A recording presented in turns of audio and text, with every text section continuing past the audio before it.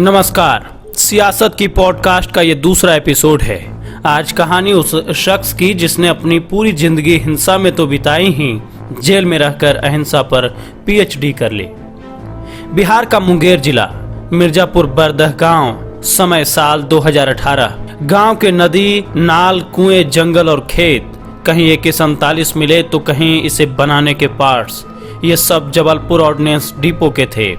National investigation team को इसकी जांच सौंपी गई। नाम निकल कर आया सुनील पांडे। ये वही सुनील पांडे हैं जिन्होंने पीएचडी कर रखी है।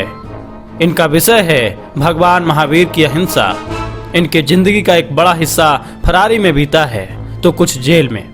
लेकिन इंजीनियरिंग की पढ़ाई करने वाले सुनील पांडे हमेशा चर्चा में बने रहे।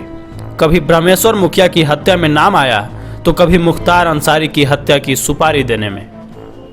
साल 1990 का दशक में सुनील पांडे इंजीनियरिंग की पढ़ाई पढ़ने बेंगलुरु गए। वहां एक लड़के से लड़ाई हुई। आरोप लगा कि सुनील पांडे ने उसे चाकू मार दिया। उसके बाद वहां से वह अपने गांव रोहतास के नावाडीह लौट आए। फिर पिता के साथ काम करना शुरू कर दिया। उन दिनों बिहार में शहाबुद्दीन का जलवा था। रोहतास इलाके में उसका साथी सिल्लू मियां था। सुनील पांडे उसके साथ हो लिया। लेकिन कुछ ही समय बाद सिल्लू मियां की हत्या हुई जिसमें सुनील पांडे का नाम आया। लेकिन कोई सबूत नहीं मिलने से मामला खत्म हो गया। इसके बाद सुनील पांडे ने साथ पकड़ा ब्रह्मेश्वर मुखिया का। लेकिन कुछ ही समय बाद दोनों में अदावत शुरू हो गई। साल 1997 में ब्रह्मेश्वर मुखिया गुट पर सुनील पांडे के करीबी 3 लोगों की हत्या करने का आरोप लगा। इसके बाद यह अदावत ब्रह्मेश्वर मुखिया की हत्या तक जारी रही। ब्रह्मेश्वर मुखिया की हत्या में भी सुनील पांडे का नाम सामने आया था।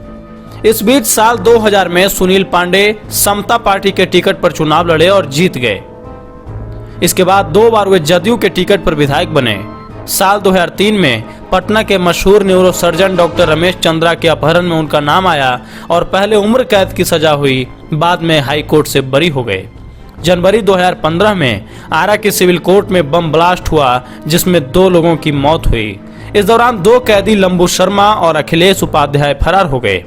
लंबू को दिल्ली पुलिस की स्पेशल सेल ने गिरफ्तार किया तो उसने बताया कि सुनील पांडे ने उसका साथ दिया था। इतना ही नहीं, उसे मुख्तार अंसारी को मारने के लिए 50 लाख की सुपारी भी मिली थी। दोस्तों, आपको ये किस्से, ये कहानियां कैसी लगती हैं कमेंट कर जरूर बताइए। साथ ही चैनल को सब्सक्राइब जरूर कर लें। शुक्रिया।